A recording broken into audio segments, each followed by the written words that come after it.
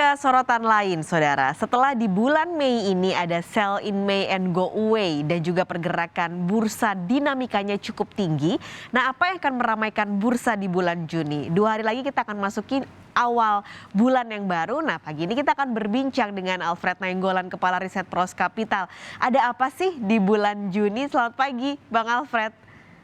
Halo, selamat pagi Pak Salih. Oke, kalau di bulan Mei ada fenomena istilahnya sell in May and go away. Kalau di bulan Juni nih, di tiap tahun biasanya fenomena di bursa sahamnya apa, Bang Alfred?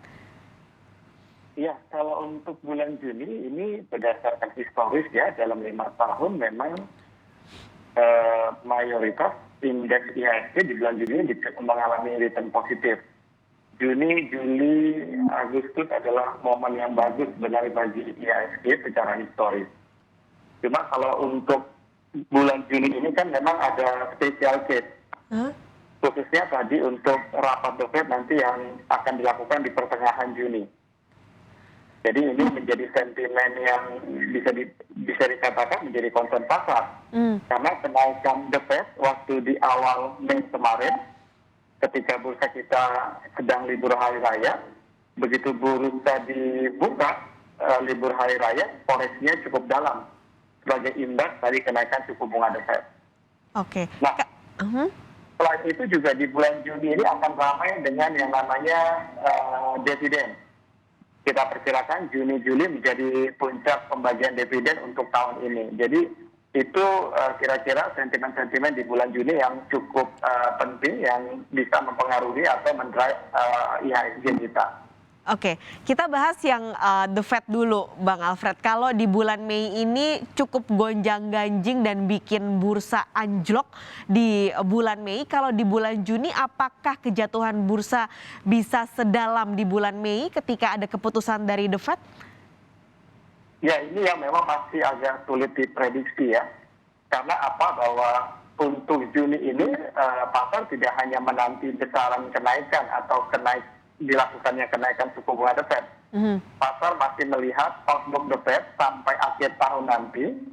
Apakah memang tadi bahwa kenaikannya masih cukup panjang? Karena kita tahu bahwa yang ditakutkan pasar kenaikan suku bunga The Fed sampai akhir tahun itu ada di angka 2,5%. Artinya kalau kita melihat sudah dinaikkan 75 basis point, ya kurang lebih tersisa sekitar 150 basis point lagi. Nah, ini yang nanti akan ditunggu di rapat The Fed Juni. Outlook sampai di outlook The Fed di semester kedua seperti apa. Pasar berharap bahwa sisa kenaikannya tersisa 100 basis point lagi. Nah, ini yang nanti yang ditunggu. Tapi kita melihat bahwa sentimen atau ketika nanti The Fed rapat di bulan Juni untuk melakukan kenaikan suku bunga, tentu ini akan menjadi faktor pengoreksi bagi IHSG. Kalau menjawab pertanyaan Pak Kalis tadi, apakah bisa sampai terkoreksi seperti di bulan Mei pada level 6.500, kala itu IHSG kita turunnya. Kalau dari kami masih optimis bahwa level support masih kuat di 6.800. Nah, kenapa kita bisa optimis seperti itu? Karena kalau melihat pergerakan rupiah kita sampai hari ini juga kembali menguat ya. Setelah kemarin sempat terdepresiasi sampai 14.700, akhirnya bisa balik lagi ke 14.500. Dan di Juni-Juli juga kita punya data-data makro yang cukup kuat, baik dari sisi emiten maupun dari sisi makro kita. Karena nanti di bulan Juli juga kita akan rilis. Kita akan bisa melihat data GDP kita di kuartal kedua yang kita perkirakan akan naik cukup signifikan kalau melihat momen lebaran kemarin. Oke, berarti strategi nih yang bisa diterapkan oleh para investor di bulan Juni ini apa, Bang Alfred? Ya, kalau untuk strategi kita melihat bahwa meskipun kita kan melihat faktor terbesarnya dari pasar ya, khususnya tadi kenaikan suku bunga. Kalau kita perhatikan di kuartal 1, performa emiten kita masih cukup solid dan cukup bagus. Dan kemungkinan sampai full year juga kita masih optimis dampak suku bunga tidak akan berpengaruh banyak. Apalagi tadi untuk sektor-sektor yang berbasis komoditi dan juga sektor perbankan yang kita lihat juga dampak nanti kenaikan suku bunga juga tidak akan terlalu banyak berimbas. Nah, jadi momen kalau nanti ada sentimen negatif seperti kenaikan suku bunga The Fed di pertengahan Juni nanti yang diperkirakan akan menekan IHSG, sebenarnya masih menjadi momen yang bagus tadi untuk emiten-emiten yang masih punya performa cukup bagus di tahun ini. Oke.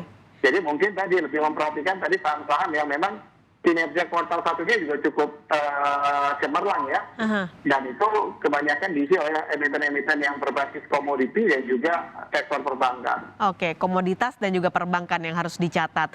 Tadi Bang Alfred juga selain The Fed ada yang akan meramaikan bursa adalah pembagian dividen.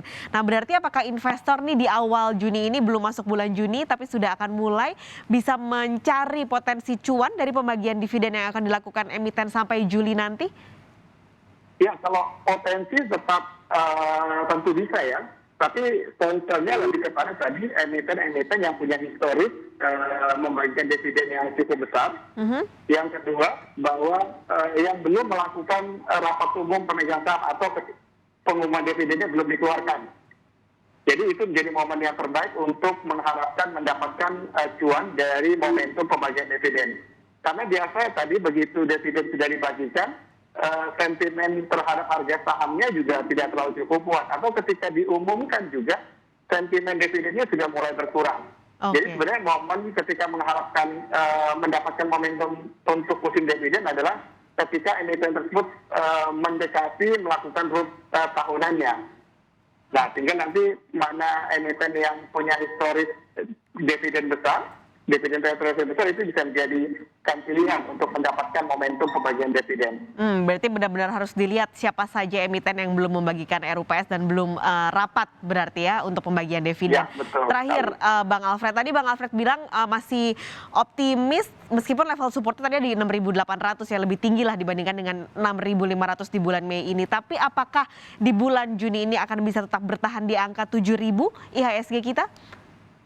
Ya, kalau untuk bertahan, kita perkirakan nanti ketika The Fed memutuskan kenaikan suku bunga nanti di awal Juni, itu akan kembali membawa IHSG kita di bawah 7.000. Tapi kita sangat optimis bahwa akhir Juni kemungkinan IHSG masih bisa berada di atas level 7.000 atau kuat di level 7.000. Jadi kita lihat sifatnya tekanannya akan bersifat short term seperti yang kita lihat di pergerakan Mei ketika The Fed menaikkan suku bunga, IHSG kita terkoreksi sampai di 6.500, bahkan hari ini IHSG sudah bisa berada di atas 7.000 kembali.